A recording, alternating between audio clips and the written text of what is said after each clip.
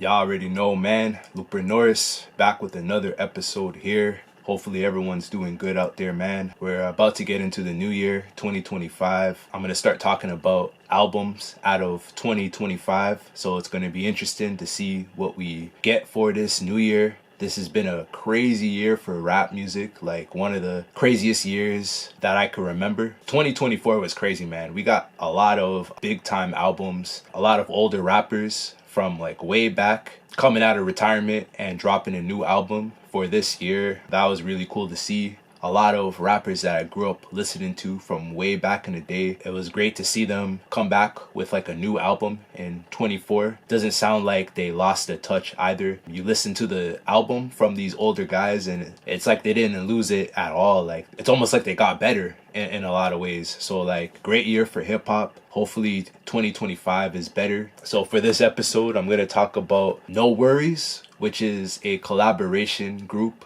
between Anderson .Paak and Knowledge. So these are two producers, songwriters, rappers. They have their own solo careers and they decided to collaborate with each other. Why Lord? That's the name of the album. Knowledge is like huge in the underground world. And Anderson .Paak, a little more commercial, a little more mainstream. So just like every other episode, 4 songs off the album. I'm doing a snippet of each. Then I'm going to start talking about the album. I got a rating at the end of the video. Why Lord collaboration album, Anderson .Paak, and also Knowledge. The first song I'm going to play off of this album, this one's called 86 Santra. With the lips shut and tits like missiles. Act right, you can get the Nissan Sentra. Nickel 9 gripper for all you jack rippers. This one's called Looking.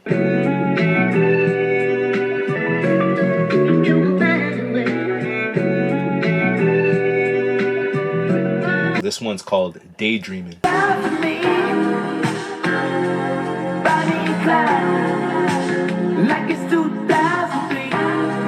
So the last track I'll play, this one's called Fall Through.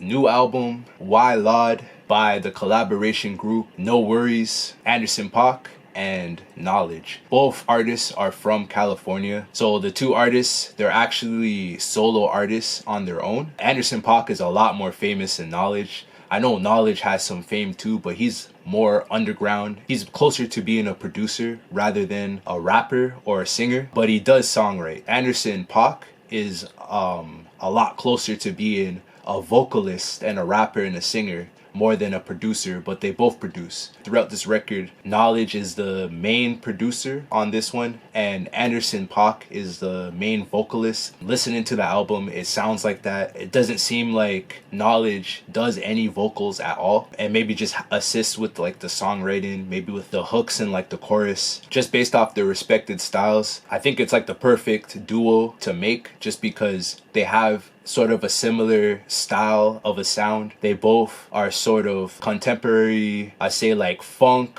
soulful style of music, progressive music, and they're not just making beats and rapping to it. Not like a whole bunch of rapping going on. It's actually a very minimal amount of rapping, but it doesn't like make the album bad though at the same time. Knowledge has a very like lo-fi, experimental style of beat making that's perfect for the type of songwriting that Anderson .Paak does. So like this is definitely the perfect duo to put together for a collaboration album. It's a lot of great moments going on throughout this album, man. It sort of reminds me of Lil Yachty's album. Not Lil Yachty as an artist himself, and I'm not saying that in a bad way because I think Lil Yachty is a great artist. He had that one record where he completely switched his style and went straight into like the rock and roll type of like sound, using a lot of electric guitar and like riffs in his music, and it's like he's not even rapping at all. Lil Yachty just making a bunch of like mumble raps, and then out of nowhere he switches to like the rock and roll. That album sort of reminds me of this album. The overall sound, a lot of electric guitar going on throughout it. It has like a very psychedelic vibe going on. Very minimal in terms of the raps,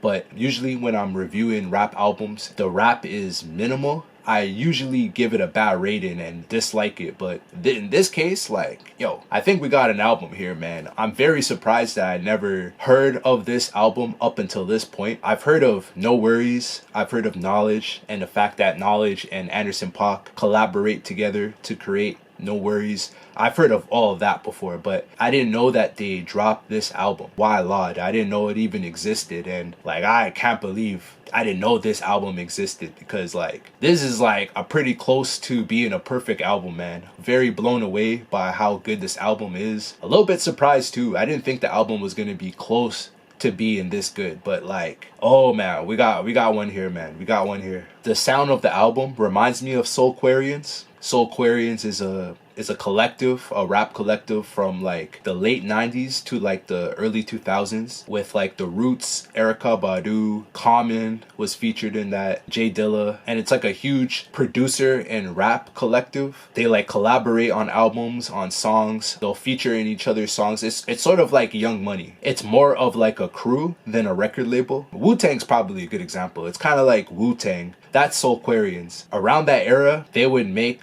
a lot of music that sounds like the music you hear on this album. A lot of psychedelic moments, or even like the records that the producer's sampling will be psychedelic. A lot of funk, soulful moments, contemporary feeling to like the music. Very like small room type of like sound. That's what this album reminds me of. It's like a mix of songs that are closer to like psychedelic. You have songs that are more soulful, and you got a lot of rapping going on throughout the album too. But it's not the style of rap that you would usually hear from most rappers nowadays. It sounds like they're taking notes from like the Roots, Black Thought, Andre 3000, like even with Anderson .Paak's rapping, I didn't think he was that good at rapping. I always thought he was just a singer. That's what he's mostly known for, R&B singing. Anytime he's featured on another song, he's usually singing on it. He doesn't rap very often. I've heard him rap before listening to this album. I'm still blown away by how good he is at rapping. Like, outside of the punchlines that he'll drop, if you actually listen to the lyrics and actually listen to what he's trying to say, some next level stuff, man. He's definitely one of the best rappers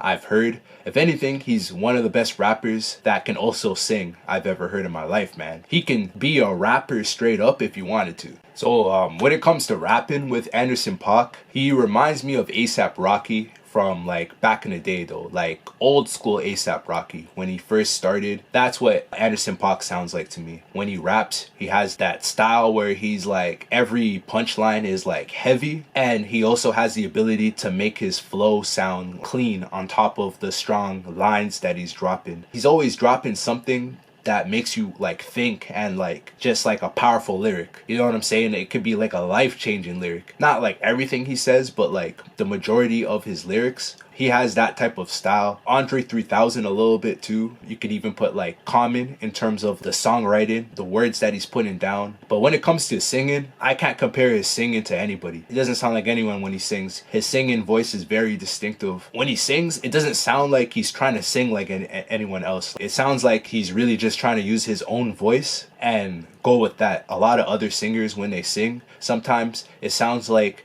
they're forcefully trying to sound like another singer. Rappers do the same thing too. Some rappers, instead of just taking the influence, using a bit of it with their own style, a lot of rappers will take another rapper's style completely and rap exactly like that rapper. I feel like the same thing goes with singing. When you listen to Anderson .Paak sing, he doesn't sound like anybody, so that's definitely a plus. Great album overall. Not a lot of bad things I can say about this one. Man, I can't believe I never heard of this album up until this point. I probably would have reviewed it a lot earlier if I heard about it a lot earlier, but definitely one of the best albums I've heard so far this year. There's nothing bad I can think of. Got great features going on throughout the album too. Got Earl Sweatshirt featured on here. Thundercat helping out with the production. Knowledge, his production reminds me of J Dilla a whole lot, man. The overall vibe on this album, it feels like I'm listening to like Soulquarians from back in the day, man. The album sounds like the Roots produced it. I'd probably say like the only thing keeping it from being a classic, the fact that the overall sound that they're using isn't